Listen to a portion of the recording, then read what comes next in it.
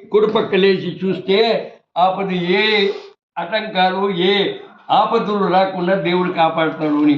దానికే కరాగ్రే వసతే లక్ష్మి కరమూలే సర. ఇదేంటా అని చూస్తున్నారా? దీపావళి రోజైతే ఇలా అయితే చేసుకుంటారు. నోములుండే వాళ్ళు దారాలు కట్టుకుంటారు ఇక్కడ. ఆ దారాలు అలాగే పూజకు కావాల్సినటువన్నీ తీసుకొనేసి ఇలా కజ్జాయాలు చేసుకొని అయితే అమ్మవారికి నైవేద్యంగా అయితే తీసుకెళ్తారు. అక్కడికొచ్చేసి పూజారి వచ్చేసి దీపావళి ఎందుకు జరుపుకుంటారు ఏమనేసి ఆ కథ అంతా చెప్తారు. విన్న తర్వాత దేవతకి అక్కడ పూజ చేసేసుకొని అయితే ఆ దారాలు పాత దారాలు అక్కడే విడిచేసి కొత్త దారాలు తెచ్చుకొని అయితే మళ్ళీ చేతికి కట్టుకుంటారు. ఆ రోజు నైట్ అంతా పెట్టుకుంటారు అలాగే. ఇలా వచ్చేసి కర్ణాటకలో అయితే మా అత్త వాళ్ళైతే చేస్తారు నోములుండాయనేసి. మాకైతే ఆంధ్రాలో అయితే ఇలాంటి ఆచారాలు అయితే ఏమీ లేవు.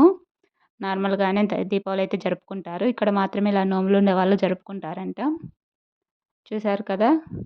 ఇలా అయితే దారాలైతే కట్టుకొని నైట్ వరకు పెట్టుకొని నెక్స్ట్ డే మార్నింగ్ తీసేస్తారు. మీరెలా జరుపుకున్నారో కామెంట్ చేయండి.